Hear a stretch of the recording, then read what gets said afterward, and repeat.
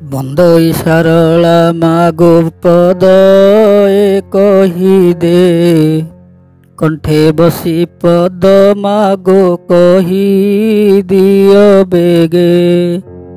ଗାୟକ ଚିନ୍ତିଲେ ମା ତୋ ସୋରେ ଦେଉ ଗଳା, ଗାୟକ ଚିନ୍ତିଲେ ମା ବାଦ୍ୟରେ ଅନର୍ଗଳା। ସରିଗଲା ଆଶା ମାତବ ନାମ ଗାଇ, करे कृपा दृष्टि जेमा दियो नाई। ब्राह्मण वैष्णव जेते अछंती, समस्तंकु प्रथमे मु कर जोड़ुछि। गाइबा बेले जदि होइब विसरण, सेहि विसरण पदकु करिबे मार्जन। आगरु मोहरी मान्य हे सुजने, आगरु मोहरी मान्य। सुन हे बाबू माने डेरी न कन्न, कहिबा पाई जहा भाबिछि मन। रघुराज काव्य सेहि बहिर नाम, जहा शुणिले पवित्र होइब बेनि कन्न। कालिदास महाकविंकर हस्तलिखन, दास महाकवि जहा लेखि जाइछंती। काव्यरु किछि अंश आपणकु बुझाउछि। आहे अयोध्या देशर राजा रघुराजन, करंती राजा अनेक दान धर्म। तांको सान राणी नाम अटे पद्मावती, नाथ पाद तले बसी करई विनती। अंधार घर हेबा पाई उज्जवल, गृहकु सुंदर थिले सिना कुमार। राजा कहउछंती जे कोमले गिर, दैव लेखा किए करिब आन। पुओ की झियो कोले नहिला जन्म, कहंती पद्मावती हे मोर प्राणपति। वेदर लेखा बंधु कन्नरे मु शुणिछि, जदि सती नारी पति ठारे भक्ति थिब। से नारी जदि गंगा तीर्थ को जीव, गंगा तटरे पितृकु पिंड देव। ताहेले गर्भरु पुत्र जन्मिब। शुणी राजन बड़ आनंद हेले, सुमंत्र मंत्री की पासकु डाकिले। हे मंत्री वर आजि महामाई, गंगा को जीवे पिंड देवा पाई। विमान रे जननी की निय बसाई, पिंड पाई जेते लोड़ा पदार्थ। सुमंत्र महामंत्री जानरे जाग्रत करी रखिले। महेंद्र बेला रे महामाई गले, गंगा को बहुत बाट अटई। जीवा समय बंधु गला डेरी होई। एने गंगा नदी तटे पहुंचिला जान, सुन हे सुजन। जानरु ओल्ही राणी होइले मान्य। गोमोहा माई गंगा देवी, आसीछि तो पीठरे पिंड देवी। तोर आशीर्वाद मागो किछि नेबा पाई आजी। किंतु जीवा समय दैवरे गला डेरी होई। गंगा नदी तटरे केही ब्राह्मण नाही, काहार करे से देबे पिंड दान। पंडित माने हे डेरी थिबे कन, शिका छिड़ीबाकू जे बिराड़ी रड़ुछि। गरीब जने वृद्ध ब्राह्मण सिद्धि, बंकुली बाड़ीटीकु धरिछंती ब्राह्मण। राणी को पासरे आसी गले पहुँचिन। ବ୍ରାହ୍ମଣଙ୍କୁ ଦେଖି ରାଣୀ ଆନନ୍ଦ ହେଲେ। ହେ ଗୋସାଇଁ ମୋ ପ୍ରଣାମ ଘେନନ୍ତୁ ବୋଇଲେ। ମୁଁ ଆସିଛି ଗଙ୍ଗାକୁ ପିଣ୍ଡ ଦେବା ପାଇଁ, ଦେବାର ଦାନ ତୁମ୍ଭେ ନେବ କି ଗୋସାଇଁ? ଏତ ଗରିବ ବ୍ରାହ୍ମଣ ନାହିଁ ୟାର ଧନ, ଶୁଣିଣ ବ୍ରାହ୍ମଣର ଆନନ୍ଦ ମନ। ଦେବେ ଆଜି ରାଣୀ କେତେ ଟଙ୍କା ସୁବର୍ଣ୍ଣ, ହୀରା ନୀଳ ସହିତରେ ମୋତି ମାଣିକ୍ୟ ଦାନ। ନେବି ବୋଲିଣ ବିପ୍ର ସମ୍ମତ ହେଲେ, ଯେତେ ପଦାର୍ଥ ମହାମାଇ ନେଇଥିଲେ। ଗଙ୍ଗା ନଦୀ ବାଲିରେ ରଖିଲେ ସାଇତି, ତାପରେ ରାଣୀ କି ବିପ୍ର ପଚାରନ୍ତି। ଡାକ ତୁମ୍ଭ ନାଥ କାହିଁ ମହାମାଇ, ମାଗ ଦୈବରେ ସମୟ ଯାଏ ଡେରି ହୋଇ। ପଦ୍ମାବତୀ କହୁଛନ୍ତି ଶୁଣ ହେ ବିପ୍ରବର, ଆସିନାହାନ୍ତି ମୋ ସଙ୍ଗେ ଦଣ୍ଡଧର। ମୁଁ ଏକା ଆସିଛି ଗଙ୍ଗା ନଦୀ ତୀର। କହୁଛନ୍ତି ଗୋସାଇଁ ଶୁଣ ଗୋ ମହାମାଇ, ଗଙ୍ଗା ନଦୀ ତଟରେ ଏପରି ରୀତି ନାହିଁ। ଏକୁଟିଆ ହୋଇ କିଏ ପିଣ୍ଡ ଦାନ, ଦେଲେ କିସ ହୋଇବ ମା ପୁଣ୍ୟ ଅର୍ଜନ। ବିଧବା ନାରୀ କେବେ ନ ଦିଏ ଦାନ, ଆପଣ ତ ଦୈବରେ ସଧବା ଅଟନ୍ତି। ଏକୁଟିଆ ପିଣ୍ଡ ଦାନ ଦେବେ କେମିତି? ବ୍ରାହ୍ମଣ ଚରଣେ ମହାଦେଇ ପଡ଼ିଲେ, ଅଯୋଧ୍ୟା ବହୁତ ଦୂର ବୋଇଲେ। ଆସି ନ ପାରିବେ ମୋର ପ୍ରାଣପତି, ହେ ବିପ୍ର ଅନ୍ୟ ବାଟ ଥିଲେ ମତେ କୁହ ବୋଲନ୍ତି। ଲୋଭୀ ବ୍ରାହ୍ମଣ ୟାର ଧନରେ ମନ, ଗଜମୋତି ହାରକୁ ରାଣୀ ଅଛି ପିନ୍ଧିଣ। ବୋଇଲା ରାଣୀ ମାଙ୍କୁ ମୁଁ ଠକି ଦେବି, ଏ ଗଜମୋତି ହାରକୁ ମୁଁ ମିଛରେ ନେବି। ମିଛରେ କହଇ ବ୍ରାହ୍ମଣ, ଯଦି ଆସିନାହାନ୍ତି ତୁମ ସଙ୍ଗେ ରାଜନ। ଏ ଗଜମୋତି ହାର ମତେ କରିଦିଅ ଦାନ। ଏ ସୁବର୍ଣ୍ଣ ପ୍ରତିମାକୁ ବାଲିରେ ରଖିବି, ତୁମ ସ୍ୱାମୀ ଅନୁରୂପେ ମନ୍ତ୍ର ପଢ଼ିଣ ରଖିବି। ତାହେଲେ ତୁମ୍ଭ ଠାରୁ ମୁଁ ପିଣ୍ଡ ନେବି। ଶୁଣି ମହାମାଇ ବଡ଼ ଆନନ୍ଦ ହେଲେ, ଗଳାରୁ ଗଜମୋତି ହାର କାଢ଼ିଲେ। ଗଙ୍ଗା ନଦୀ ବାଲିରେ ରଖିଲେ ସାଇତି, ଏଣେ ବ୍ରାହ୍ମଣ ବାକ୍ୟକୁ ପଢ଼ନ୍ତି। ରାଣୀ ଯାହା ନେଇଥିଲେ ବ୍ରାହ୍ମଣଙ୍କୁ ହସ୍ତ ଟେକି ଦିଅନ୍ତି। ସରିଗଲା ହେ ବାବୁ ଦେବାର ସବୁ ଦାନ, ରାଣୀଙ୍କର ମୁଖକୁ ଦେଖୁଅଛି ବ୍ରାହ୍ମଣ। ଚନ୍ଦ୍ର ପରି ଦିଶଇ ରାଣୀଙ୍କର ବଦନ, 80 ବର୍ଷ ରହେ ଦୈବେ ବୁଢ଼ା ବ୍ରାହ୍ମଣ। ରାଣୀ ମୁଖ ଦେଖିଣ ହୋଇଗଲାଣି ଛନ, କନ୍ଦର୍ପ ବାଧା ବ୍ରାହ୍ମଣଙ୍କୁ ହେଲା। ମନରେ ପାପ ଆଶା ବିପ୍ର କରିଲା, ଏତେ ଦାନ ନେଲେ ମୋର ହୋଇବ କି? ଏତେ ଦାନ ନେଲେ ମୋର ହୋଇବ କିସ? କେତେ ଦିନେ ରାଣୀ କି ଗଢ଼ିଅଛି ଦୈବ।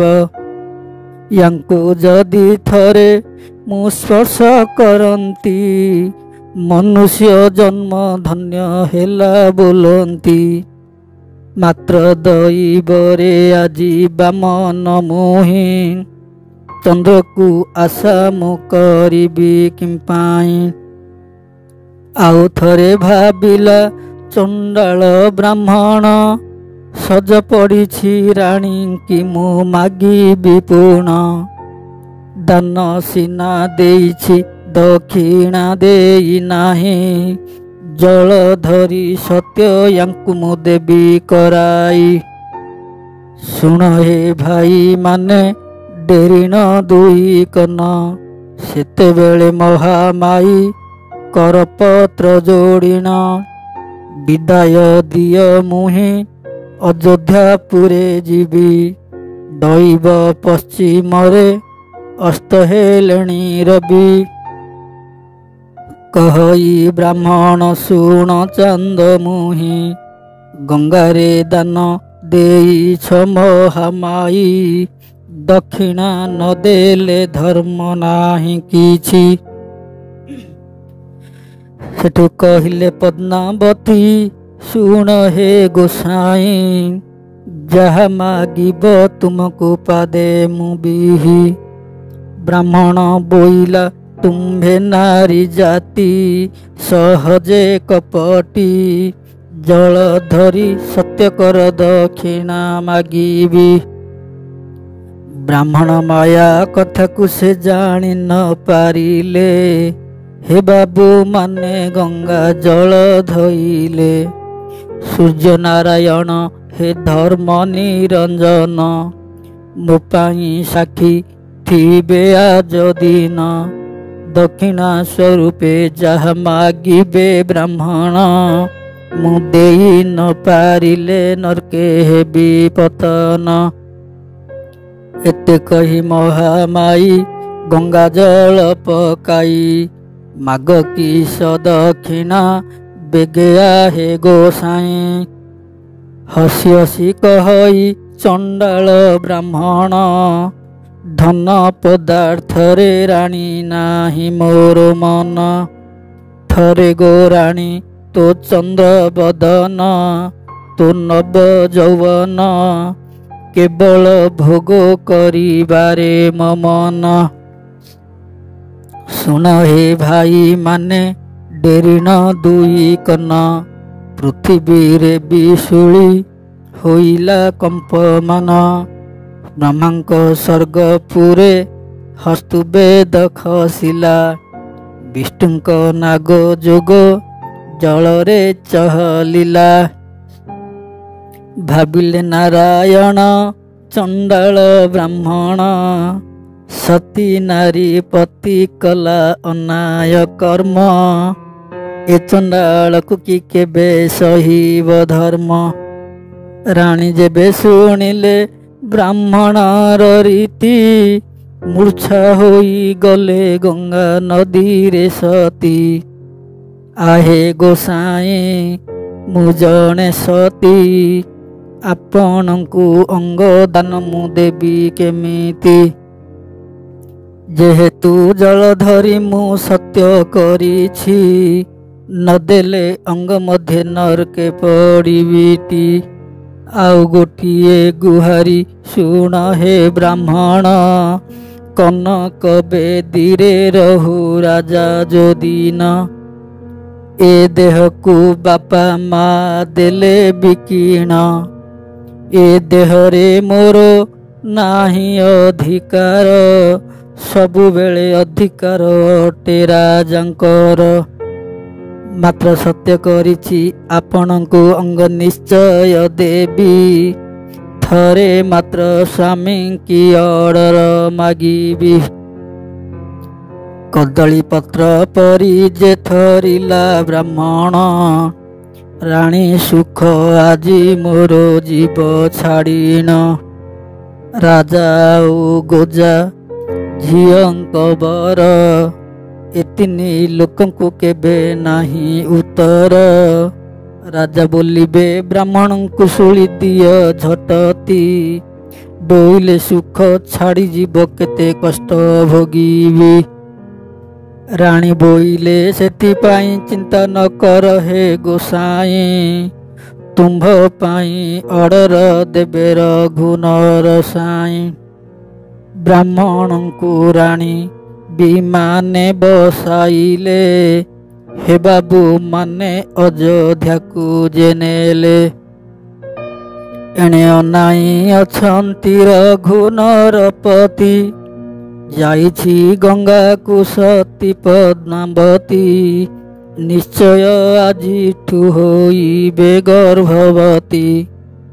ଏଣେ ବିମାନରୁ ଓହ୍ଲି ରାଣୀ ମହାମାଇ, କାନ୍ଦି କାନ୍ଦି ନାଥ ପାଦ ତଳେ ପଡ଼ଇ। ରାଣୀଙ୍କ କ୍ରନ୍ଦନ ଶୁଣିଲେ ରାଜନ, ମୋ ଚନ୍ଦ୍ରବଦନ, ଯାଇଥିଲ ଗଙ୍ଗାକୁରେ ଦେବା ପାଇଁ ଦାନ। କି ବିପଦ ପଡ଼ିଲା କାନ୍ଦୁଛ ଏ ସ୍ଥାନ, କିଏ ମାରିଲା କି ଆଣରେ ମୋ ଧନ। ହଜି ଯାଇଥିଲେ ମୁଁ ପାରିବି ଆଣିଣ, ଭାଙ୍ଗି ଯାଇଥିଲେ ମୁଁ ଦେବି ଗଢ଼ାଇଣ।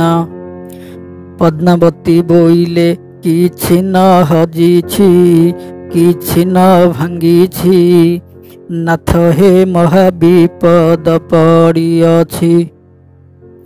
ଯିବା ସମୟେ ବନ୍ଧୁ ଦୈବରେ ଡେରି ହେଲା, କିଏ ଜଣେ ବ୍ରାହ୍ମଣ ଗଙ୍ଗା ପଟେ ରଚିଲା। 80 ବର୍ଷ ରହେ ଦୈବେ ବୁଢ଼ା ବ୍ରାହ୍ମଣ, ସେହି ବିପ୍ରକରେ ଦେଲି ବହୁତ ଦାନ। ସରିଗଲା ଦାନ ବିଦାୟ ମାଗିଲି, ତାପରେ ମୁହିଁ ଯିବି ବୋଇଲି। ବ୍ରାହ୍ମଣ ମତେ ମାୟାରେ ଦେଲେ କହି, ଦାନ ଦେଲ ସିନା ଦକ୍ଷିଣା ମିଳି ନାହିଁ। ଆଗ ଗଙ୍ଗା ନଦୀରେ ଯେତେ ଲୋକ ଦିଅନ୍ତି ଦାନ, ଦାନ ପରେ ପୁଣି ଯେ ଦକ୍ଷିଣା ନିୟମ। ଗଙ୍ଗା ଜଳ ଧରି ମତେ ସତ୍ୟ କରାଇଲେ, ଅଙ୍ଗଦାନକୁ ମୋର ଦକ୍ଷିଣା ମାଗିଲେ। ଆପଣ ମୋ ସ୍ୱାମୀ ମୋର ଜଗନ୍ନାଥ, ଏ ଦାସୀର ଅନୁରୋଧ ଘେନ ହେ ନାଥ। ବ୍ରାହ୍ମଣଙ୍କୁ ଅଙ୍ଗ ଦେବି କି ନାହିଁ କହତ। ରଘୁରାଜା ଶୁଣି ବଡ଼ ଆଶ୍ଚର୍ଯ୍ୟ ହେଲେ, ଚଣ୍ଡାଳୁଣୀ କେଡ଼େ କଥା କଲୁ ବୋଇଲେ। ଯଦି ଗଙ୍ଗା ଜଳ ଧରି ତୁମେ କଲ ସତ୍ୟ, ବ୍ରାହ୍ମଣଙ୍କୁ କିମ୍ପା ଅଙ୍ଗ ନ ଦେଲ ତ। ମୋ ବଂଶରେ ଯେତେ ରାଜା ହେଲେ ଜାତ, ଆଗ ଜନ୍ମିଲେ ହରିଶ୍ଚନ୍ଦ୍ର ବିଶ୍ୱାମିତ୍ରଙ୍କୁ ଦାନ। ଅଯୋଧ୍ୟା ସହିତେ ଦେଇଥିଲେ ରାଜନ, ତୁ ଅଙ୍ଗ ନ ଦେଲୁ ମୋର ବୁଡ଼ିଗଲା ଧର୍ମ। ସେଠୁ କହିଲେ ପଦ୍ମାବତୀ ଶୁଣ ହେ ପ୍ରାଣପତି, ବ୍ରାହ୍ମଣଙ୍କୁ ଏଠାକୁ ମୁଁ ଡାକି ଆଣିଛି। ରଘୁରାଜା ବୋଇଲେ ହେ ମନ୍ତ୍ରୀ ଜୀବ, କୋଉଠେ ଅଛନ୍ତି ବ୍ରାହ୍ମଣ ତାଙ୍କୁ ଚଞ୍ଚଳ ଆଣିବ। ପଦ୍ମାବତୀ ଠାରୁ ମୋର ଅଧିକ ସୁନ୍ଦର, 350 ରାଣୀ ଅଛନ୍ତି ମୋର। ସର୍ବରାଣୀଙ୍କୁ ରାଜନ ଡାକିଲେ, ବେଶଭୂଷା ଚଞ୍ଚଳ ଯେ ହୁଅ ବୋଇଲେ। କୋଉ ରାଣୀଙ୍କି ମନ ମାଗିନେଉ ବ୍ରାହ୍ମଣ, ମାଗିଲେ ସବୁ ରାଣୀ କରିଦେବି ମୁଁ ଦାନ। ଯେହେତୁ ପଦ୍ମାବତୀ ସତ୍ୟ କରିଛି, ତା ପାଇଁ ମୋ ବଂଶେ ନରକେ ପଡ଼ିବେଟି। 351 ରାଣୀ ବେଶଭୂଷା ହେଲେ, ଚନ୍ଦ୍ରଶାଳାପୁରରେ ଯାଇ ମିଳିଲେ। ଏଣେ ବ୍ରାହ୍ମଣର ହସ୍ତ ଧରି ମନ୍ତ୍ରୀ ନେଲେ, କଦଳୀ ପତ୍ର ପରି ଯେ ଥରଇ ବ୍ରାହ୍ମଣ। ନାସି କାନ ଲାଗେ ଶୁଣ ହେ ସୁଜନ, ପଚାରନ୍ତି କୋମଳ କଣ୍ଠରେ ରାଜନ। ଆହେ ବ୍ରାହ୍ମଣ ପଦ୍ମାବତୀ ତୁମ୍ଭ करे ଦେଲା କି ଦାନ, ଆଉ କି ଦକ୍ଷିଣା ମାଗିଛ ନିଅ ହେ ବ୍ରାହ୍ମଣ। ଯୋଉଠି ରାଣୀ ମାନେ ମେଳ ହୋଇଛନ୍ତି, ବ୍ରାହ୍ମଣର ହସ୍ତ ଧରି ରାଜା ନେଲେ ଡାକି। ସର୍ବରାଣୀ ମାନଙ୍କୁ ବ୍ରାହ୍ମଣ ଦେଖନ୍ତି। କୋଟା ପଦ୍ମାବତୀ ଚିହ୍ନି ନ ପାରିଲା, ଦୈବରେ ବୁଢ଼ା ବ୍ରାହ୍ମଣ ଜଡ଼କା ହୋଇଗଲା। ଭାଇ ସମସ୍ତେ ତ ପଦ୍ମାବତୀ ପରି ଦିଶନ୍ତି, ବ୍ରାହ୍ମଣ ଭାବିଲା ପଡ଼ିଗଲା ମୋତେ ମହାବିପତ୍ତି। କୋରାଣୀ ଗଙ୍ଗାରେ ଦେଇଥିଲା ଦାନ, ଚିହ୍ନି ନ ପାରୁଛି ଏ ପାପ ନୟନ। କାହାକୁ ପଦ୍ମାବତୀ ବୋଲି ଦେବି ମାଗିଣ, ପାମର ଚଣ୍ଡାଳ ମନ୍ଦ ବୁଦ୍ଧି କଲା। ଏଥର ସଜ ମତେ ପଡ଼ିଛି ବୋଇଲା। ଆହେ ରାଜନ, କୋଟା ପଦ୍ମାବତୀ ନ ପାରୁଛି ଚିହ୍ନିଣ। ସବୁ ରାଣୀ ମତେ କରିଦିଅ ଦାନ, 351। ଶୁଣି ରାଜନ ବଡ଼ ଆନନ୍ଦ ହେଲେ, ସର୍ବରାଣୀଙ୍କୁ ମୋର ନିଅ ବୋଇଲେ। ସେଠୁ କାନ୍ଦିଲେ ରାଣୀ ଗଣ, ହେ ଅନାଥ ନାଥ। ଦଇବେ ବୁଢ଼ା ବ୍ରାହ୍ମଣ ନୀତି ମାଗଇ ଭିକ, କୋଉଠେ ଦିନ ସରିବ ଜଗନ୍ନାଥ। କେଡ଼େ ବଡ଼ ଦଣ୍ଡ ଦେଲ ହେ ନାରାୟଣ, ନଗଲେ ଧର୍ମ ନିଶ୍ଚେ ଯିବ ବୁଡ଼ିଣ। କାନ୍ଦିଲେ ଯେ ପ୍ରଜା କାନ୍ଦିଲେ ରାଣୀ, ସତ୍ୟ କରିଛନ୍ତି ଯେଣୁ ନୃପମଣି। ଆଗରେ ବ୍ରାହ୍ମଣ ପଛେ ରାଣୀ ଗଣ, କିଛି ଦୂର ବାଟ ଭାଇ ଗଲେ ପଳାଇଣ। ଭାବିଲା ମନରେ ଚଣ୍ଡାଳ ବ୍ରାହ୍ମଣ, ଘରେ ନାହିଁ ମୋର ଖାଇବାକୁ ଯେ ଅନ୍ନ। ଦୈବରେ ଘର ଅଛି 3 ଚାକଣ୍ଡ, କୋଉଠେ ନେହି ରଖିବି ଏ ରାଣୀ ଗଣ କେବଳ। ରାଜା ସିନା ରାଣୀକି ମୋତେ ଦାନ ଦେଇଛି, ଦାନକୁ ଯେ ମୋତେ ଦକ୍ଷିଣା ନ ମିଳିଛି। ଖଣ୍ଡେ ଦୂରେ ସର୍ବ ରାଣୀଙ୍କୁ ରଖିଦେଲା, ଆଉ ଥରେ ଆସି ପୁଣି ଅଯୋଧ୍ୟାରେ ମିଳିଲା। ରାଜାଙ୍କ ପାଶରେ କର ପତ୍ର ଯୋଡ଼ିଲା, ଆହେ ଧାର୍ମିକ ରାଜନ। ଧାର୍ମିକ ହୋଇ କିମ୍ପା କରୁଛ ଅନ୍ୟାୟ କର୍ମ।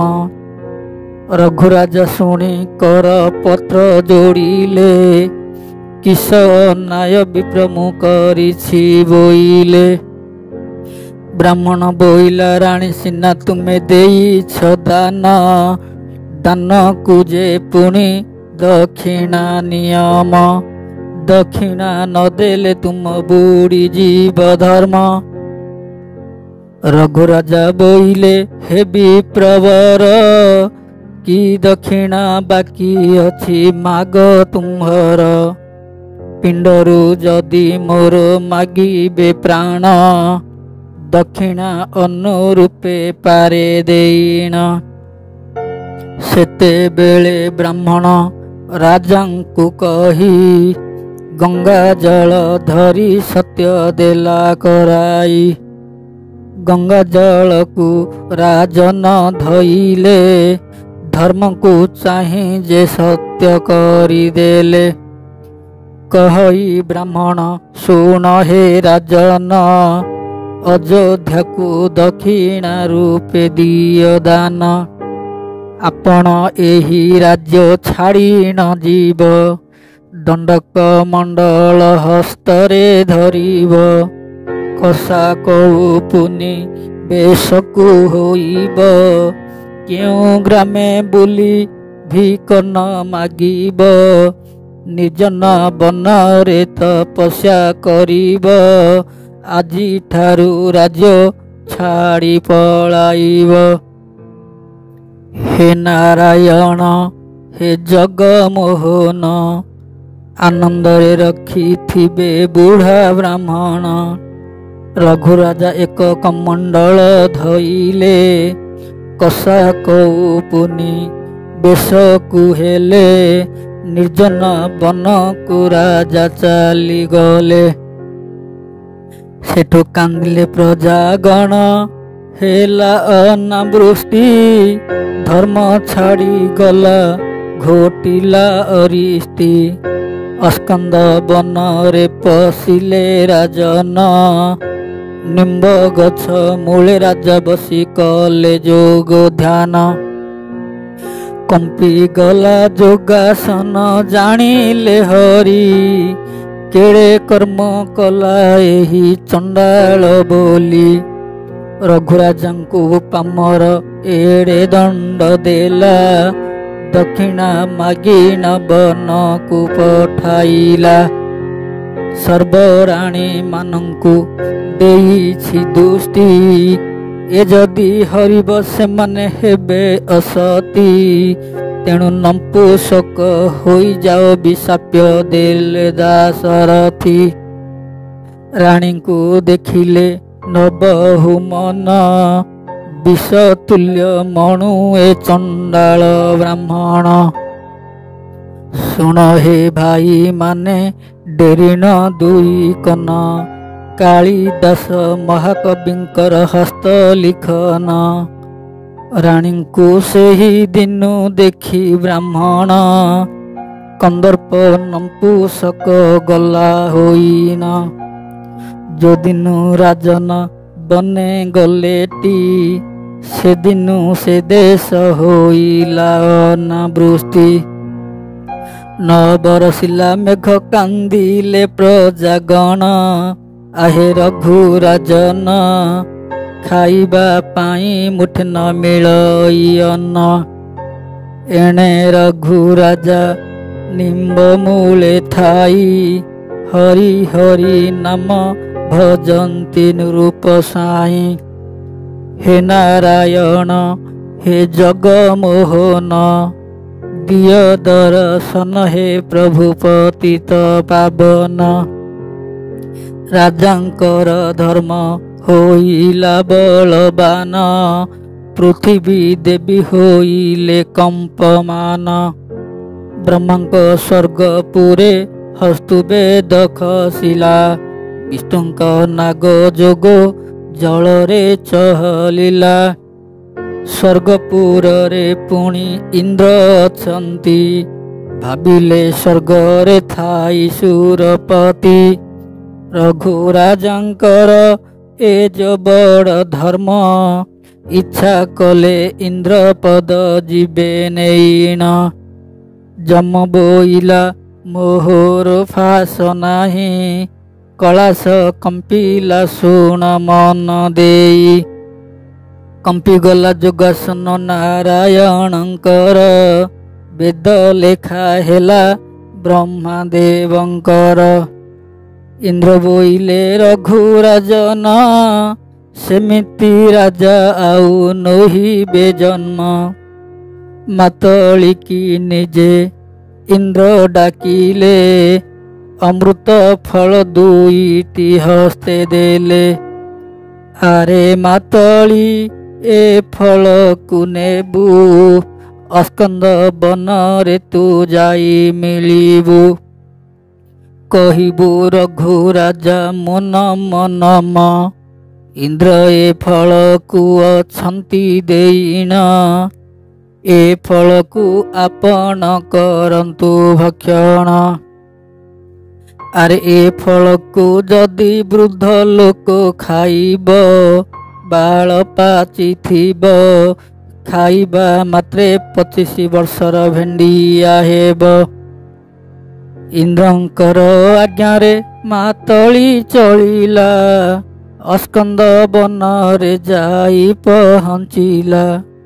ଏଣେ ରଘୁରାଜା ନିମ୍ବ ମୂଳେ ଥାଇ, ହରି ହରି ନାମ ଭଜନ୍ତି ନିରୂପ ସାଇଁ। ଖଣ୍ଡେ ଦୂରୁ ମାତଳି କର ଯୋଡ଼ିଲା, ହେ ରାଜା ମୋର ଦୋଷ କ୍ଷମା କର ବୋଇଲା। ଚକ୍ଷୁ ଫିଟାଇ ରଘୁ ରାଜା ଚାହାନ୍ତି, କହରେ ବାବୁ ତୁ କାହାର ସନ୍ତତି, କାହିଁକି ମୋ ନାମ ଧରି ଡାକୁ ଏଠି। ମାତଳି କହଇ ମୋ ଇନ୍ଦ୍ରଙ୍କ ଦୂତ, ପଠେଇଛନ୍ତି ମୋତେ ଇନ୍ଦ୍ର ଦୈବତ। ସ୍ୱର୍ଗରୁ ଦୁଇଟି ଫଳ ଦେଇଛନ୍ତି, ଏ ଫଳକୁ ଆପଣ ଖାଇବ ବୋଲି କହିଛନ୍ତି। କି ଫଳ ବୋଲି ପଚାରିଲେ ରାଜନ, ଶୁଣ ହେ ଭାଇ ମାନେ ଡେରି ନ କନ।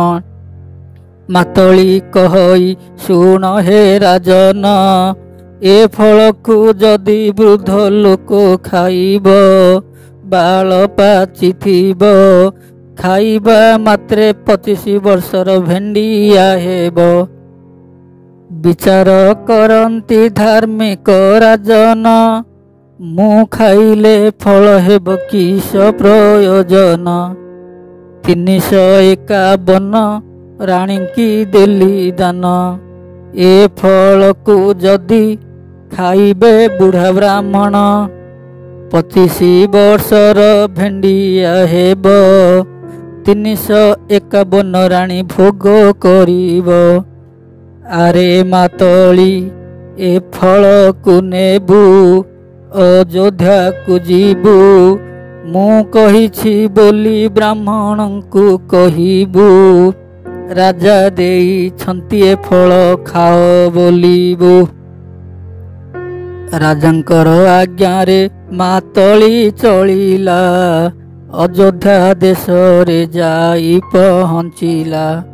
ସିଂହାସନରେ ବସିଛି ଚଣ୍ଡାଳ ବ୍ରାହ୍ମଣ, ଖଣ୍ଡେ ଦୂରୁ ମାତଳି ଯେ ଦିଏ କହିଣ। ବ୍ରାହ୍ମଣ ରାଜନ ନିଅ ଏ ଫଳ ରାଜା ଅଛନ୍ତି ଦେଇଣ, ଏ ଫଳକୁ ଆପଣ କରନ୍ତୁ ଭକ୍ଷଣ। ବ୍ରାହ୍ମଣ ଭାବିଲା ଯଦି ରାଜା ଦେଇଛି, ଏହା ବିଷ ଫଳ ହୋଇଥିବ ମୁଁ ଜାଣିବି କେମିତି। ଶୁଣ ହେ ଭାଇ ମାନେ ଡେରିଣ ଦୁଇ କନ, କଳ୍ପନା ମୂଳେ ପୁଣି କାଳ ଅଛଇ। ମନୁଷ୍ୟକୁ ଯେବେ କଳ୍ପନା ଘଟଇ, ସେହି କଳ୍ପନା ନିଶ୍ଚେ ତାକୁ ଗ୍ରାସ କରଇ।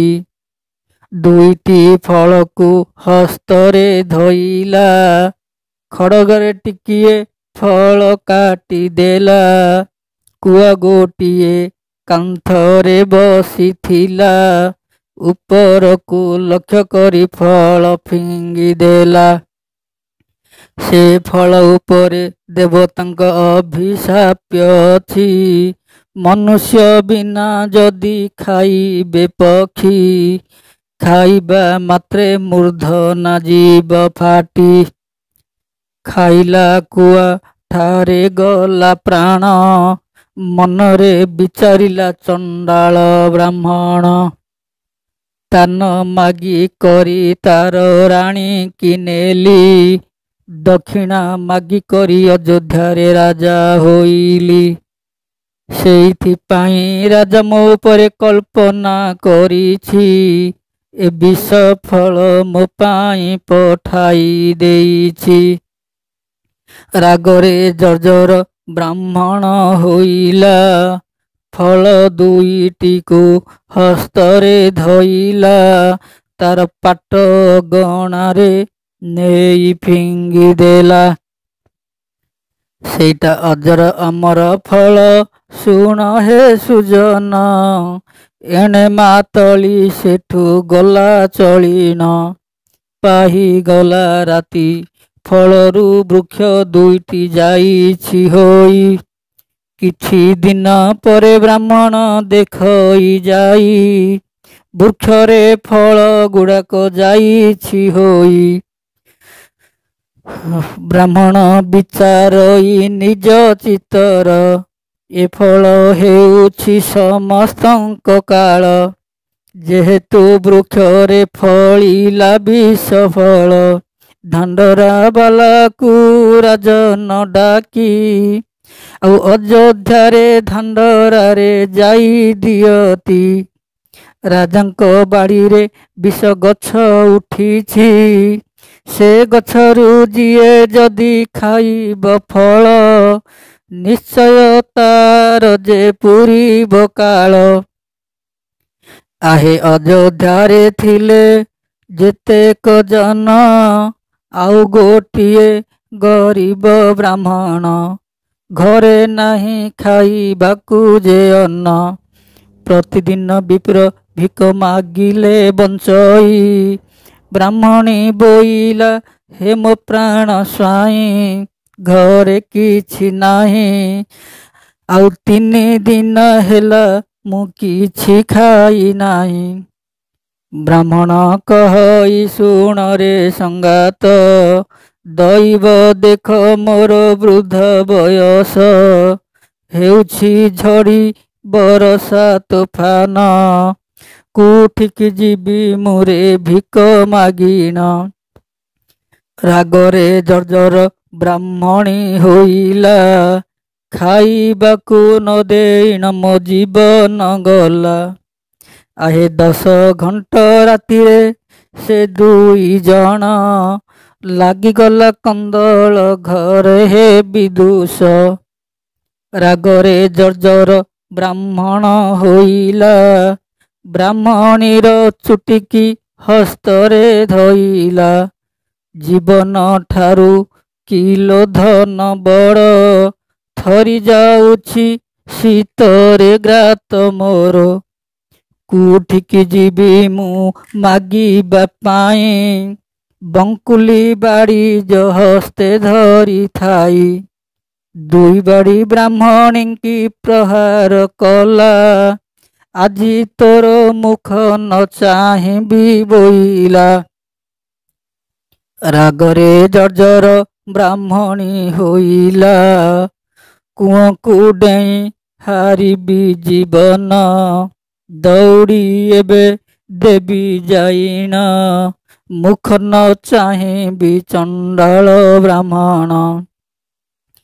ଆହେ 10 ଘଣ୍ଟ ରାତିରେ ବ୍ରାହ୍ମଣୀ ଗଲା, ରାଜା ଧାଣ୍ଡରା ଦେବା କଥା ମନେ ପଡ଼ିଗଲା। ସେହି ବିଷ ଗଛ ମୂଳେ ବୁଢ଼ୀ ହାଜର ହେଲା, ବୃକ୍ଷରୁ ଗୋଟିଏ ଫଳକୁ ତୋଳିଲା, ଧର୍ମ ଦେବତାଙ୍କୁ ସେ ଯେ କର ଯୋଡ଼ିଲା। ଆହେ ଧର୍ମ ନିରଞ୍ଜନ ଛାୟାଙ୍କର ମଣ, ହସ୍ତ ଧରି ମୋତେ ବିଭା ହୋଇଥିଲେ ବ୍ରାହ୍ମଣ, ଖାଇବାକୁ ନ ଦେବାରୁ ହାରୁଛି ପ୍ରାଣ। ଆହେ ଅମୃତ ଫଳଟିକୁ ତ ବ୍ରାହ୍ମଣୀ ଧରିଛି, ଖାଇଦେଲା ଯେମିତି 15 ବର୍ଷର ହୋଇଗଲା ଟୋକି। ମରିବ କି ବାବୁରେ ନବ ଛଇଲା, ରମ୍ଭା ପରି ଝିଅ ସୁନ୍ଦର ଦିଶିଲା, ତାର ବୃଦ୍ଧ ରୂପ ଯାଇ ପୁଣି ଯୁବତୀ ହେଲା। ବୋଇଲା ଏତ ବିପରୀତ ଏହି, ବୁଢ଼ୀ ଖାଇଲେ ଯୁବତୀ ଯେ ଯାଆନ୍ତି ହୋଇ। ଆଉ ଗୋଟିଏ ଫଳ ବୃକ୍ଷରୁ ତୋଳିଲା, ମୋର ସ୍ୱାମୀ ପାଇଁ ନେଇ ଯିବି ବୋଇଲା। ଆଉ ଗୋଟିଏ ଫଳକୁ ହସ୍ତରେ ଧରିଣ, ଏଣେ କବାଟ ପକାଇ ବସିଛି ବ୍ରାହ୍ମଣ। କୋଉଠେ ଦୌଡ଼ି ଯାଇଥିବ ଦେଇଣ, ହସ୍ତ ଧରି ତାକୁ ବିଭାଥିଲି ହୋଇଣ। ଏଣେ ଦୁଆରରେ କର ମାରି ଝିଅ ଡାକଇ, ହେ ଗୁଣମଣି କବାଟ ମୋ ଦିଅ ଫିଟାଇ। ଖୋଲିଦେଲା କବାଟ ବୁଢ଼ା ବ୍ରାହ୍ମଣ, ଦିଶଇ ଛନ ଛନ ଚନ୍ଦ୍ର ବଦନ।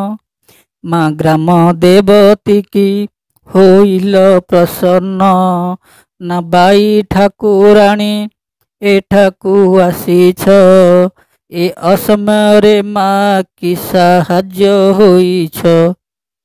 ଝିଅ ବୋଇଲା ବାଇ ଠାକୁରାଣୀ ମୁହିଁ ନୁହଁଇ, ତୁମ୍ଭର ଗୁଣମଣି ଆସିଛି ମୁହିଁ। ବୁଢ଼ା ବୋଇଲା ବୁଢ଼ୀ କି ମୋ 80 ବର୍ଷ, ପାଚି ଯାଇଥିଲା ତା ମୁଣ୍ଡର କେଶ। ପାଟିରେ ଗୋଟିଏ ଦାନ୍ତ ନଥିଲା, ଏ ଯୁବା ବୟସ ତତେ କିଏ କଲା। ହସି ହସି ଝିଅ ସବୁ କଥା ଦେଲା ବୁଝାଇ, ବୁଢ଼ା କହିଲା ଫଳ ଦେ ମୋ ପାଇଁ। ଅଣ୍ଟିରେ ଗୋଟିଏ ଫଳ ଖୁଞ୍ଚିଥିଲା, ହେ ବାବୁ ମାନେ ବୁଢ଼ାକୁ ଖୁଆଇ ଦେଲା। 80 ବର୍ଷର କୋତରା ବ୍ରାହ୍ମଣ, 25 ବର୍ଷର ଭେଣ୍ଡିଆ ଗଲା ହୋଇଣ। ଆଉ ରାତରେ ହୋଇଲେ ମିଳନ ହେ ସୁଜନେ, ଆଉ ରାତ୍ରରେ ହୋଇଲେ ମିଳନ। ସେଠୁ ଗମାତରେ ଝିଅ ସ୍ୱାମୀକି କହଇ, କାଲିଠାରୁ ଆଉ ତୁମେ ଭିକ ମାଗି ଯିବ ନାହିଁ। ମୁଁ ଡାକ୍ତରାଣୀ ହେବି, ତୁମେ ଡାକ୍ତର ହେବ। ବୁଲି ବୁଲି ଅଯୋଧ୍ୟାରେ ଚିକିତ୍ସା କରିବ। ଗୋଟିଏ ଫଳକୁ ଯିଏ ନବ ବିକି, 1,00,000 ଟଙ୍କା ତାଠାରୁ ହେ ମାଗି ଆଣିବ। ଏ ଭଙ୍ଗା ଘର ସୁବର୍ଣ୍ଣର ଘର ହୋଇବ। 10 ଘଣ୍ଟ ରାତି ହେଲେ ଝିଅ ଯିବ, 2-4ଟା ଫଳ ବୃକ୍ଷରୁ ଆଣିବ। ପୁଅ ତାହାକୁ ଜାଗ୍ରତରେ ନିଅଇ, ବୁଢ଼ା ଲୋକ ଦେଖିଲେ ତାକୁ ପଚାରଇ, ମୁଁ ଆଣିଅଛି ଫଳ ଭେଣ୍ଡିଆ ହେବା ପାଇଁ, ଯିଏ ନବ 1,00,000 ଟଙ୍କା ଦେବ ବୋଲଇ। ଆହେ ଅଯୋଧ୍ୟାରେ ଥିଲେ ଯେତେକ ଜନ, ଅମୃତ ଫଳ ଖାଇ ଭେଣ୍ଡିଆ ଗଲେ ହୋଇଣ। ଶୁଣ ହେ ଭାଇ ମାନେ ଡେରିଣ 2 କର୍ଣ୍ଣ, ସ୍ୱର୍ଗପୁରରେ ଥାଇ ବିଚାର କଲା ଯମ। ଅଯୋଧ୍ୟାର ଲୋକେ ତ କେହି ମରିବେ ନାହିଁ, ଅମୃତ ଫଳ ଖାଇ ଭେଣ୍ଡିଆ ଗଲେ ହୋଇ। ରାଗରେ ଜର୍ଜର ଜନ୍ତୁପତି ହେଲେ, ବ୍ରହ୍ମାଙ୍କ ନିକଟକୁ ଯମ ଚଳିଲେ। ଲୋଡ଼ା ନାହିଁ ଏହି ଯମପଣ ମୋର, ହେବେ ଦବର। ନିଅ ପାଞ୍ଜିବିଡ଼ା ବୋଲି ଫିଙ୍ଗି ଦେଲେ ପୁଣ।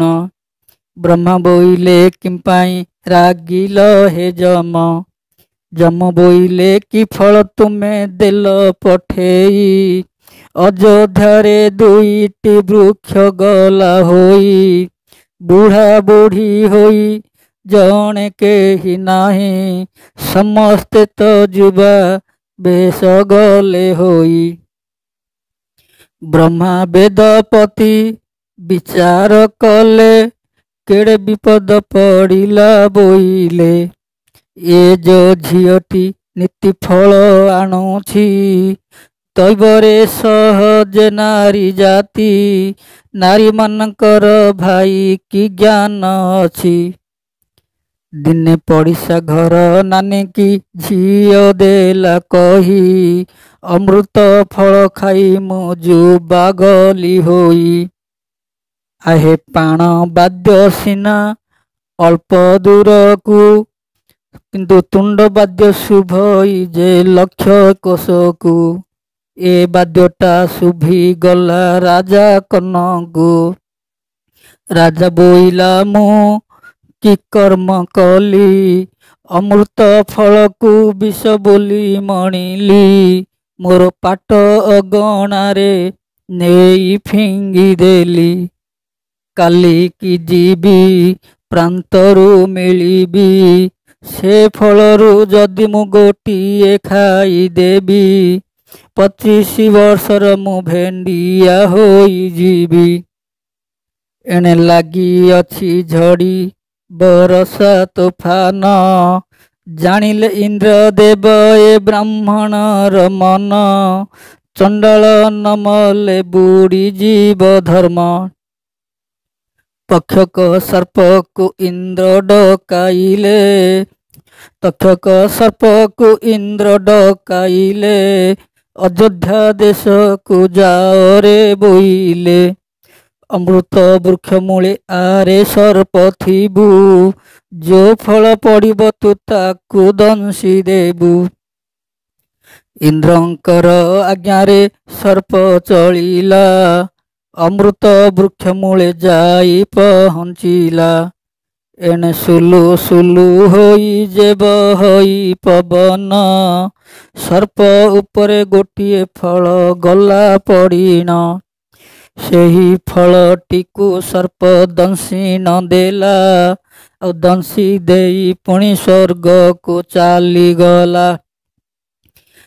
ପାହିଗଲା ରାତି ଚଣ୍ଡାଳ ବ୍ରାହ୍ମଣ, ବୃକ୍ଷ ମୂଳେ ଆସି ଗଲା ପହଞ୍ଚିନ। ଦେଖିଲା ଫଳକୁ ବୃକ୍ଷରେ ଥାଇ, ବ୍ୟର୍ଥରେ କିମ୍ପା ମୁଁ ନଷ୍ଟ କରିବଇଁ, ଗୋଟିଏ ଆଉ ପଡ଼ିଛି ଗୋଟିଏ ଫଳ ଦେବି ଖାଇ। ଆଜ୍ଞା ଯୋ ଫଳକୁ ରାତିରେ ସର୍ପ ଦଂଶିଥିଲା, ସେଇ ଫଳଟିକୁ ହସ୍ତରେ ଧଇଲା, ଅମୃତ ଫଳ ବୋଲି ଯେବେ ଖାଇଦେଲା। ତକ୍ଷଣେ ପିଣ୍ଡରୁ ଛାଡ଼ିଲା ପ୍ରାଣ, ନେଳିଆ ପାଲଟି ପଡ଼ିଲା ବ୍ରାହ୍ମଣ। ଅଯୋଧ୍ୟାର ଲୋକେ ଯେ ଦେଖି ଛନ ଛନ, ଚଣ୍ଡାଳ ରାଜନ କେଡ଼େ କର୍ମ କଲୁ, ତୁ ଯୋଦିନ ଠାରୁ ରାଜା ହେଲୁ। ଖାଇବା ପାଇଁ ନ ମିଳିଲା ଅନ୍ନ, ତୋ ଯୋଗୁ ଚଣ୍ଡାଳ ବୁଡ଼ିଗଲା ଧର୍ମ। ରାଜା କୂଳେ ଏତେକ ଯେ ନିୟମ ଅଛି, ସେ ରାଜ୍ୟର ରାଜା ଯଦି ମରିଯାଆନ୍ତି, ରାଜାଙ୍କ କୋଳେ ଯଦି ନଥିବ ନନ୍ଦନ, ହସ୍ତିର ଶୁଣ୍ଢରେ କଳସ ରଖିଣ। ସେଇ ହସ୍ତିଟି ଆଜ୍ଞା ବୁଲି ବୁଲି ଯିବ, ଯାହାର ମୁଣ୍ଡରେ କଳସ ରଖିବ, ସେ ଆସିଲେ ଅଯୋଧ୍ୟାରେ ରାଜା ହୋଇବ। ଏଣେ ତୈଳ କୁଣ୍ଡେ ନେଇ ବ୍ରାହ୍ମଣଙ୍କୁ ରଖିଲେ, ସୁମନ୍ତ୍ର ମହାମନ୍ତ୍ରୀ ରାଣୀ ମାଙ୍କୁ ପଚାରିଲେ। ରାଜା ତ ନିଜେ ବନଚାରୀ ହୋଇଛନ୍ତି, ରାଜାଙ୍କ କୋଳେ ଯେ ନାହିଁ ପୁତ୍ର ପୁତ୍ରୀ, କିଏ ଏ ଦେଶରେ ହୋଇବ ରାଜନ, ହସ୍ତିର ଶୁଣ୍ଢରେ କଳସ ରଖିଣ। ଆଗରେ ସୁମନ୍ତ୍ର ପଛେ ମହାମାଇ, ପାଟ ହାତୀ ସମସ୍ତ ଦେଶରେ ବୁଲଇ, ଯୋ ସ୍କନ୍ଦ ବନରେ ଅଛନ୍ତି ରାଜନ, ସେହି ବନକୁ ହସ୍ତି ଧୀରେ କଲା ଗମନ। ନିମ୍ବ ଗଛ ମୂଳେ ରାଜା ବସିଛନ୍ତି, ଉଇ ହୁଙ୍କା ଗୋଟିଏ ହୋଇଯାଇଛି। ଆନନ୍ଦରେ ରାଜା ଭଜନ୍ତି ରାମ ନାମ, ହୁଙ୍କା ଉପରେ ହସ୍ତି କଳସ ଦେଲା ରଖିଣ। ସାନ ରାଣୀ ନାମ ତାଙ୍କ ପଦ୍ମାବତୀ, ହୁଙ୍କାକୁ ଭାଙ୍ଗିଣ ଦେଖିଲେ ଯେ ସତୀ। ହେ ମୋ ପ୍ରାଣ ଧନ ରାଜୀବ ଲୋଚନ, ଯାହାକୁ ଗଜଦନ୍ତ ପଲଙ୍କେ ନହୁଛି ଶୟନ, ତୁମ କର୍ମ ଲିଖନ। ନିମ୍ବ ଗଛ ମୂଳେ ଆସି ବସିଛ ମୋ ଧନ। ବ୍ରାହ୍ମଣର କୁଶଳ ଯେ ରାଜା ପଚାରନ୍ତି, ବ୍ରାହ୍ମଣ ମରିଗଲେ ବୋଲି କହିଦେଲେ ମନ୍ତ୍ରୀ। ରାଣୀ ବୋଇଲେ ହସ୍ତିତ କଳସ ଲଦିଛି, ରାଣୀ ବୋଇଲେ ହସ୍ତିତ କଳସ ଲଦିଛି। ହେ ମୋ ପ୍ରାଣପତି, ଅଯୋଧ୍ୟାକୁ ଚାଲ ଏବେ କରିବ ରାଜୁତି। ରାଜା ବୋଇଲେ ବ୍ରାହ୍ମଣଙ୍କୁ ମୁଁ ଦେଇଛି ଦାନ, ଦାନ ଦେବା ଭୂମିକି ଦ୍ୱିତୀୟରେ ଯେ କରେ ଗ୍ରହଣ। 7 ଜନ୍ମ ଯାଏ ହେବି ମୁଁ ନର୍କେ ପତନ, ତେଣୁ ମୁଁ ନ ଯିବି ଅଯୋଧ୍ୟା ସ୍ଥାନ ଗୋ ମହାମାଇ। କେତେ କହିଲେ ରାଜା ବୁଝନ୍ତି ନାହିଁ, ଏଣେ ରାଣୀ ମାନେ ସବୁ କୋଳାଗ୍ରସ୍ତ କଲେ। ହସ୍ତିର ଉପରେ ନେଇ ବସେଇ ଦେଲେ, ପୂର୍ବ ପରି ରାଜନ ଅଯୋଧ୍ୟାକୁ ଗଲେ। ଏଣେ ବିତିଗଲା କିଛି ଦିନ, ଏଣେ ବିତିଗଲା କିଛି ଦିନ, ଯୋ ପଦ୍ମାବତୀ ଗଙ୍ଗାରେ ଦେଇଥିଲା ଦାନ, ଆଉ ରାଜା ରାଣୀ ସଙ୍ଗେ ହୋଇଲେ ମିଳନ। କ୍ରମେ କ୍ରମେ ରାଣୀ ହୋଇଲେ ଗର୍ଭବତୀ, 9 ମାସ ଏଣେ ରାଣୀଙ୍କର ହୋଇଛି। ବ୍ରହ୍ମାଙ୍କର ପୁତ୍ର ନାରଦ ତପୋଧନ, ନାଟ ଲଗାଇବା ପାଇଁ ଗଲେ ଅଯୋଧ୍ୟା ସ୍ଥାନ। ଛି ଛି ଆହେ ଚଣ୍ଡାଳ ରାଜନ, ସୂର୍ଯ୍ୟବଂଶେ ଜନ୍ମ ହୋଇ ଅକର୍ମ, କରିବାର ରାଜ ତୁମ୍ଭର ନୁହେଁ ଧର୍ମ। ବିହିତ ବ୍ରାହ୍ମଣଙ୍କୁ ତୁମ୍ଭେ ଦେଇଛ ଦାନ, ଦାନ ଦେବା ଭୂମିକି ଦ୍ୱିତୀୟରେ କଲ ଗ୍ରହଣ, ଆଉ ବୁଡ଼ି ଗଲା ତୁମ ସୂର୍ଯ୍ୟବଂଶର ଧର୍ମ।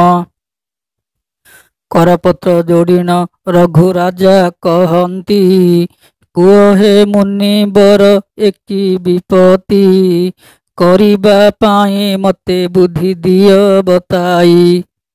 କଳ କୌଶଳରେ ନାରଦ ଦେଲେ କହି, ଶୁଣ ହେ ରାଜନ, ଯୋ ପଦ୍ମାବତୀ ଗଙ୍ଗାରେ ଦେଇଥିଲା ଦାନ, ସେହି ପଦ୍ମାବତୀକୁ ସଙ୍ଗରେ ନେବ ହେ ରାଜନ। ଆପଣ ଯାଇଥିଲେ ଯେ ବଣ ବନ, ସେହି ବନରେ ଗୋଟିଏ କୁଟୀର କରିବ, ଆନନ୍ଦରେ 2 ଜଣ ଦିନ କାଟିବ। ନ ମାଗିବ ଭିକ କୋ ଗ୍ରାମକୁ ଯାଇ, ନାରଦ ମୁନିଙ୍କ କଥା ଶୁଣିଲେ ନୃପ ସ୍ୱାଇଁ। ପଦ୍ମାବତୀକୁ ସଙ୍ଗରେ ଧରି ରାଜନ, ଅଯୋଧ୍ୟାକୁ ସୁମନ୍ତ୍ରକୁ ଗଲେ ଦେଇନ। ଏଣେ 10 ମାସ 10 ଦିନ ଆସି ହେଲା, ଅରଣ୍ୟରେ ଗୋଟିଏ ପୁଅ ଜନ୍ମିଲା। ପୁତ୍ରକୁ ଦେଖିଦେଲେ ରଘୁରାଜନ, ଅଯୋଧ୍ୟାରେ ବାବୁରେ ହୋଇଥାନ୍ତୁ ଜନ୍ମ। ଦୁଃଖୀ ଦରିଦ୍ରଙ୍କୁ ଦିଅନ୍ତିରେ ଟଙ୍କା ସୁବର୍ଣ୍ଣ, ବାବୁରେ ଦୈବରେ ମୋ କର୍ମ ଲିଖନ। ପ୍ରତିଦିନ ରାଜା ବଣକୁ ଯାଆନ୍ତି,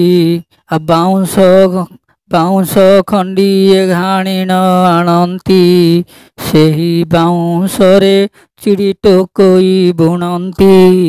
ବଜାରକୁ ନେବେ ତାହା ବିକିବା ପାଇଁ, କର୍ମରେ ଯେତେକ ପଇସା ମିଳଇ, ଅର୍ଧେକ ଦୁଃଖୀ ଦରିଦ୍ରକୁ ଦାନ ଦିଅନ୍ତି, ଆଉ ଅର୍ଧେକରେ ତଣ୍ଡୁଳ ଆଣନ୍ତି, ଆଉ ରଜା ରାଣୀ ଦୁହେଁ ଯେ ଅନ୍ନକୁ ରାନ୍ଧନ୍ତି।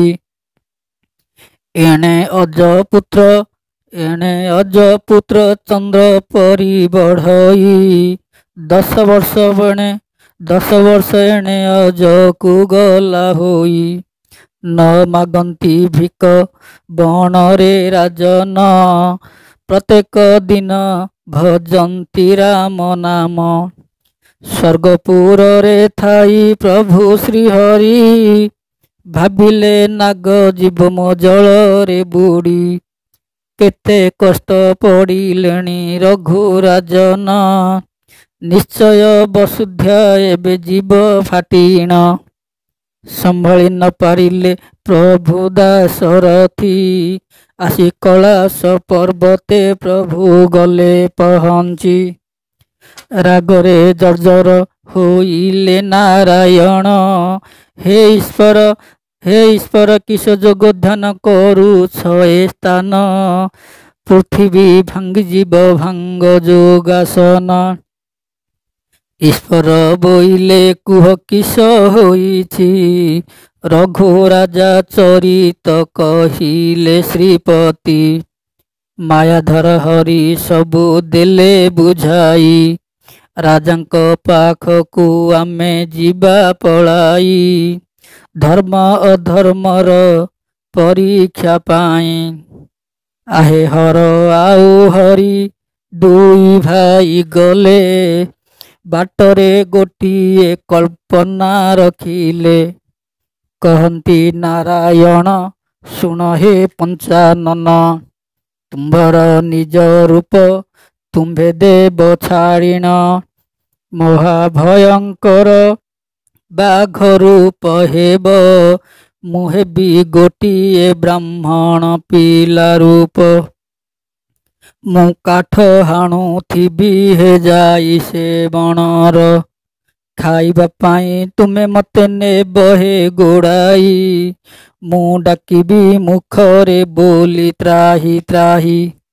ଯଦି ରଘୁ ରାଜା ରଖିପାରିବେ ମୋ ଶରଣ। ତାହେଲେ ଭାବିବି ବଡ଼ ଧାର୍ମିକ ବୋଲିଣ। ତତକ୍ଷଣେ ମହାଦେବ ବାଘ ରୂପ ହେଲେ। ନାରାୟଣ ଗୋଟିଏ ବ୍ରାହ୍ମଣ ପିଲା ରୂପ ହେଲେ। ଯୌବନରେ ରାଜା କୁଟୀର କରିଛନ୍ତି। ସେହି ବଣରେ ପ୍ରଭୁ ଯାଇ କାଠ ହାଣନ୍ତି। ମହାବଳ ବାଘ ଗୋଡ଼ାଇ ନେଲା। ମୁଁ ମଲି ମଲି ବୋଲି ବୋଇଲେ ନନ୍ଦବଳା। କିଏ ଅଛ ବାବୁ ଏହି ନିର୍ଜନ ବନ। ଏ ବାଘରୁ ମୁଖରୁ ମତେ କର ପରିତ୍ରାଣ। ରଘୁରାଜା ବୋଇଲେ ଆସରେ କୁମର। ଆସ ଆସ ତୋର ରଖିଲି ଶରଣ। ଯାହାର ପୟରକୁ ବ୍ରହ୍ମାଣ୍ଡେ ସେଉଛନ୍ତି। କୋଟି କୋଟି ଯୁଗ ସେ ସେବା କରେ ତପସ୍ୱୀ। ଜଗତର ନାଥଙ୍କୁ ସେ କୋଳରେ ଧଇଲେ। କହରେ ବାବୁ କି ବିପଦ ପଡ଼ିଛି ବୋଇଲେ। କହନ୍ତି ନାରାୟଣ ଶୁଣ ଆହେ ରାଜନ। ବ୍ରାହ୍ମଣ ଘରେ ମତେ ଦୈବ ଦେଲା ଜନ୍ମ। ପ୍ରତିଦିନ କାଠ ହାଣି ବଜାରରେ ବିକଇ। ପଇସା ମିଳିଲେ ଜନନୀ କି ପୋଷଇ। ଆଜି ବାଘ ଆଣିଛି ଗୋଡ଼ାଇ ହେ। ନିଶ୍ଚେ ବାଘ ଯିବ ମୋତେ ଖାଇ। ଆପଣ ଯଦି ରଖିବେ ମୋ ଶରଣ। ତତକ୍ଷଣେ ମହାବଳ ବାଘ ଗଲା ମିଳିଣ। ଚଣ୍ଡାଳ ରାଜନ ଅନ୍ୟାୟ କର୍ମ ତୋର। ବେଗେ ଛାଡ଼ି ଦିଅ ଖାଇବାର ଆହାର। ବାଘକୁ କହୁଛନ୍ତି ସେ ରଘୁ ନରପତି। ଯେହେତୁ ଏ ପୁତ୍ରର ଶରଣ ମୁଁ ରଖିଛି। ଆରେ ଶରଣାର୍ଥୀ ଜନକୁ ନ ପାରିବି ଦେଇ। ଆରେ ଆ ବଦଳରେ ତୁ ଯେତେ ଗଣ୍ଡା ଗୟଳ। ତୁ ଯେତିକି ଖାଇବୁ ତୋତେ ଦେବି ରେ କୁମାର। ବାଘ ବୋଇଲା ଅନ୍ୟ ମାଂସ ମୋ ନାହିଁ ଦରକାର। ପୁଣି ବାଘକୁ କହୁଛନ୍ତି ରଘୁରାଜନ। ଆରେ ଗୋଟିଏ ପୁଅ ବୋଲି ମୋର ହୋଇଛି ଜନମ। ଖାଇବୁ କହ ତାକୁ ମୁଁ ଦେବି ଆଣିଣ। ବାଘ ବୋଇଲା ବାଳକ ପୁତ୍ର ସେଇ। ବିନା ଦୋଷରେ ତାକୁ ଖାଇବି ମୁହିଁ। ମୂର୍ଧନା ଫାଟିଯିବ ସହି ପାରିବି ନାହିଁ। ପୁଣି ବାଘକୁ କହୁଛନ୍ତି ରଘୁରାଜନ। ଆରେ କୁଟୀରରେ ଅଛି ମୋ ନାରୀ ପଦ୍ମାବତୀ। କହରେ ବାଘ ତୁ ତାକୁ ଖାଇବୁ କି। ବାଘ ବୋଇଲା ଦୈବରେ ସେ ନାରୀ ଜାତି। ନାରୀକୁ ଖାଇଲେ ରାଜା ମୁଁ ନର୍କେ ପଡ଼ିବିଟି। ରଘୁରାଜା ବୋଇଲେ ଶୁଣରେ ନନ୍ଦନ, ମୋତେ ଖାଇଲେ କି ତୋର ଆନନ୍ଦ ମନ। ବାଘ ବୋଇଲା ଯଦି ତୋତେ ଖାଇବି, ଗୋଟିଏ ନିୟମ କହୁଛି ନରପତି। ଧର୍ମର ଗୋଟିଏ ନିକିତି ଆଣିବ, ପତ୍ନୀ ତୁମର ନିକିତିକି ହସ୍ତେ ଧରିଥିବ। ଯୋ ଅଜପୁତ୍ର ତୁମ୍ଭର ଅଛନ୍ତି, ଚନ୍ଦ୍ରହାସ ଖଡ୍ଗ ରାଜା ତାକୁ ଦିଅତି। ତୁମ ଅଙ୍ଗୁ ତୁମ ପୁତ୍ର ମାଂସ କାଟିବ, ଯଦି ବ୍ରାହ୍ମଣ ପିଲାର ଓଜନରେ ସମାନ ହେବ, ତାହେଲେ ତୁମକୁ ମୁଁ ଖାଇବି ଧ୍ରୁବ। ଧର୍ମ ନିକିତିକି ଆଣିଲେ ରାଜନ, ପଦ୍ମାବତୀକୁ କହିଲେ ସେଦିନ। ଆଲୋ ହସ୍ତ ଧରି ତତେ ବିଭା ହୋଇଛି, ବାଘର ଆଗରେ ମୁଁ ଯେ ସତ୍ୟ କରିଛି। କାଟିବା ବେଳେ ମାଂସ କାନ୍ଦିବୁ ନାହିଁ, କାନ୍ଦିଲେ ବାଘ ମାଂସ ଖାଇବ ନାହିଁ। ଅଜକୁ କହିଦେଲେ ରଘୁରାଜନ, କେତେ ବ୍ରତ କରି ବାବୁରେ ମୁଁ କରିଥିଲି ଜନ୍ମ। ବାବୁରେ ମୋ ଅଙ୍ଗରୁ କାଟିବୁ ମାଂସ, ନହେଲେ ଆଜିଠାରୁ ଧର୍ମ ବୁଡ଼ିଯିବ। ଅଜ ବୋଇଲା ବାବା ଯଦି କରିଛ ସତ୍ୟ, କାଟିବି ମାଂସ, ନହେଲେ ଆଜିଠାରୁ ଧର୍ମ ବୁଡ଼ିଯିବ। ଗୋଟିଏ ପଟରେ ବ୍ରାହ୍ମଣ ପିଲାକୁ ବସାଇ, ପ୍ରଥମରେ ବାମ ଜାନୁ ଦେଲା ଛିଣ୍ଡାଇ। ଟିକିଏ ହେଲେ କାଣ୍ଟା ତଳୁ ନ ଉଠଇ, ଦ୍ୱିତୀୟରେ ଡାହାଣ ଜାନୁ କାଟି ଦେଲା, କାଣ୍ଟା ଉପରେ ପୁଅ ପକାଇ ଦେଲା। ଟିକିଏ ହେଲେ କାଣ୍ଟା ତଳୁ ନ ଉଠଇ, ଅଶେଷ ବ୍ରହ୍ମାଣ୍ଡ ଯାର ଗର୍ଭେ ଥାଇ, କାଣ୍ଟାକି କେବେ ସମାନ ପାରେ ହୋଇ। ଗୋଡ଼ ହାତ ସରିଗଲା ଖାଲି ମାର୍ଦଳି ଅଛି, ଏଣେ ରଘୁରାଜା ପୁତ୍ରକୁ କହନ୍ତି। କାଟିଦିଅ ଗଳା ଠାରୁରେ ନନ୍ଦନ, ଆଉ ପିଣ୍ଡରେ ପ୍ରାଣ ଥିଲେ କିସ ପ୍ରୟୋଜନ। ଚନ୍ଦ୍ରହାସ ଖଡ୍ଗ ପୁଅ ଧରିଲା, ଧର୍ମ ଦେବତାଙ୍କୁ ସେ ଯେ କର ଯୋଡ଼ିଲା। ବାପା ମୋତେ ନିଶ୍ଚେ କରିଥିଲେ ଜନ୍ମ, ସତ୍ୟ ରକ୍ଷା ପାଇଁ ବାପାଙ୍କ ମୁଁ ନେଉଛି ପ୍ରାଣ। ଧର୍ମ ଯଦି ଧର୍ମ ସାକ୍ଷୀ ଥିବେ ମୋ ପାଇଁ ଥିବେ ରହୀଣ। ଯେବେ ଗଳାରେ ଛୁରୀ ଲଗାଇଲା, ସହି ନ ପାରିଲେ ପ୍ରଭୁ ନନ୍ଦର ବଳା। କାଣ୍ଟା ଉପରୁ ପ୍ରଭୁ ପଡ଼ିଲେ ଡେଇଁ, ପୁଅର ହସ୍ତୁ ଖଡ୍ଗ ନେଲେ ଛଡ଼ାଇ। ବ୍ରାହ୍ମଣ ପିଲା ରୂପକୁ ଛାଡ଼ିଲେ ନାରାୟଣ, ଚତୁର୍ଦ୍ଧା ମୂର୍ତ୍ତି ହୋଇଲେ ଭଗବାନ। ଈଶ୍ୱର ବାଘ ରୂପ ଛାଡ଼ିଦେଲେ, ଡମ୍ବରୁ ତ୍ରିଶୂଳ ହସ୍ତରେ ଧଇଲେ, ଆଉ ମନ୍ତ୍ର ପାଠ କରିଲେ ସେହି, ରାଜାଙ୍କ ଉପରେ ପାଣି ଛିଞ୍ଚିଲେ ନେଇ। ପୂର୍ବ ପରି ରୂପ ରାଜାଙ୍କ ହେଲା, କହୁଛନ୍ତି ରାଜାଙ୍କୁ ପ୍ରଭୁ ନନ୍ଦବଳା। କି ବର ମାଗିବ ମାଗ ହେ ରାଜନ, ଇଚ୍ଛା କଲେ ଇନ୍ଦ୍ର ତୁମକୁ ପାରେ କରିଣ। ରଘୁରାଜା ବୋଇଲେ ଇନ୍ଦ୍ରପଦ ମୋର, କିସ ହେବ ଏ ଯୋ ମାୟା କଲ ଠାକୁର।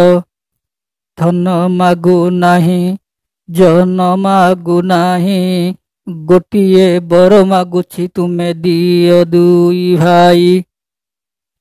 ଯୋ ପୁଅ ପରି ତୁମକୁ ମୁଁ କୋଳେ ଧରିଥିଲି, ତୁମ୍ଭରି ମାୟା ବୋଲି ପ୍ରଭୁ ଜାଣି ନ ପାରିଲି। ମୋ ପୁଅ ହୋଇ ଯଦି ପ୍ରଭୁ ହୁଅନ୍ତ ଜନ୍ମ, ଆଉ ତୁମ୍ଭ ମୁଖ ଦେଖି ଦୁଃଖ ଦିଅନ୍ତି ପାଶୋରିଣ।